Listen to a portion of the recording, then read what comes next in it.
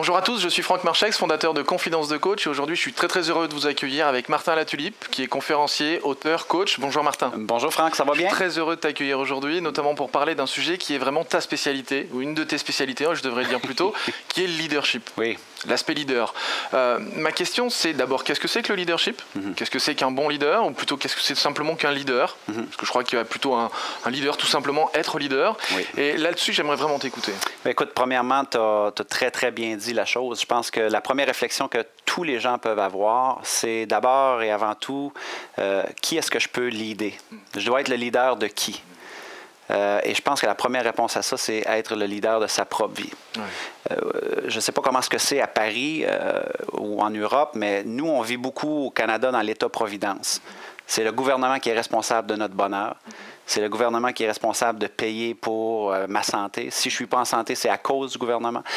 Donc, je pense que de revenir à la base, au départ, de comprendre qu'on peut avoir un agent ou un facteur d'influence exceptionnel sur notre vie et en acceptant la pleine responsabilité de notre succès. Le défunt Stephen Covey disait toujours dans ses conférences que le mot responsabilité contient deux mots, l'étymologie de deux mots. Donc le mot réponse et le mot habilité, responsabilité.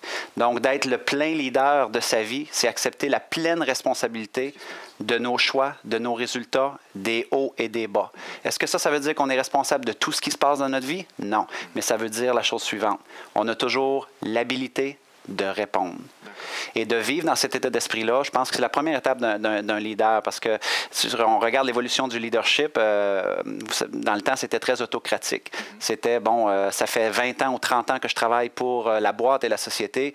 Maintenant, tu es patron, mais aucune façon avec les gens. C'était plutôt les compétences. Ça fait 30 ans que tu as cette compétence-là, tu mérites d'être le leader, le président, le directeur. Et là, on s'est mis à avoir des conflits dans les entreprises. Conflits de personnalité, conflits émotionnels. Et là, c'est là qu'on a entendu avec Daniel Goleman la montée de l'intelligence émotionnelle. Ben, c'est quoi ça? Ouais, je ne veux pas commencer à être émotionnel avec mes employés. Putain, c'est quoi ce truc? Mais c'est de comprendre que maintenant, tu as les compétences qui doivent être très fortes comme un leader. Tu dois savoir qu'est-ce que tu fais.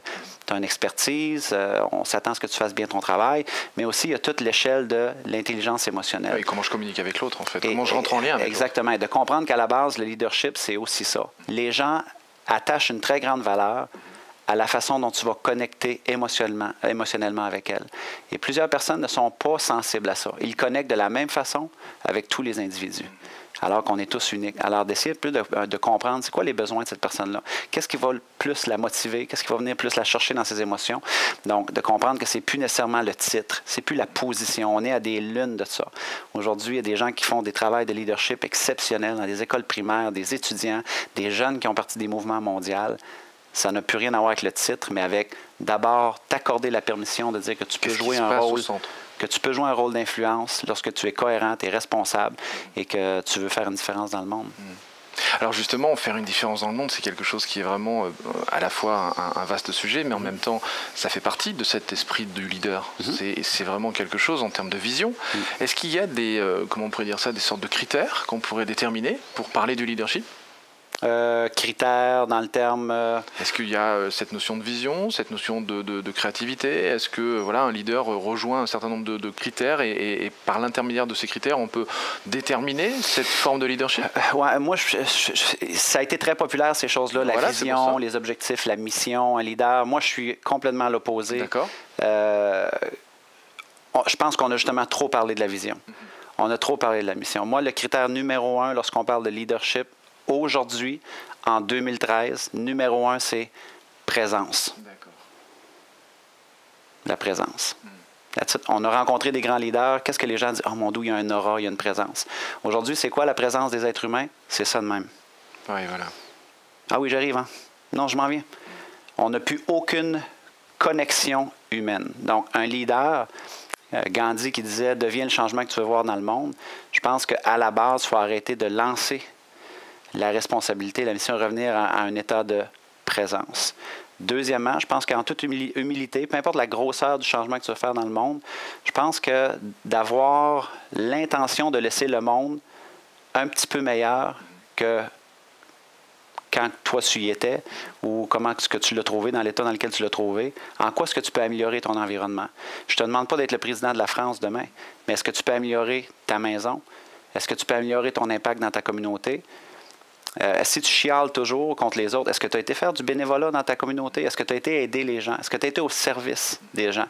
Et pour moi, tous les grands leaders qui, moi, m'inspirent, peu importe la vision qu'ils ont, peu importe le titre, peu importe les stratégies avec lesquelles ils sont arrivés, ce sont des gens responsables de présence et ce sont des gens qui, une fois que ça va tout être fini, cette aventure-là de la vie, vont quitter le monde amélioré à cause de leur action, leur intention. Voilà, qu'est-ce qu'ils ont fait pour améliorer ça? Qu'est-ce qu'ils ont fait pour améliorer ça plutôt que de dire, ils devraient faire ci, ils devraient faire ça.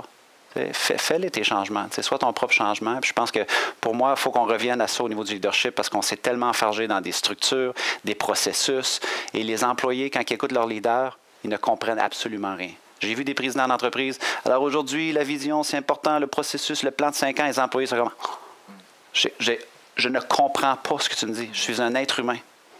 Donc, d'aller à la rencontre du peuple, d'aller à la rencontre des gens, essayer un peu de comprendre leurs soucis, leurs intentions, leurs ambitions. Le plus que tu comprends à qui tu t'adresses, le plus que tu peux les faire progresser.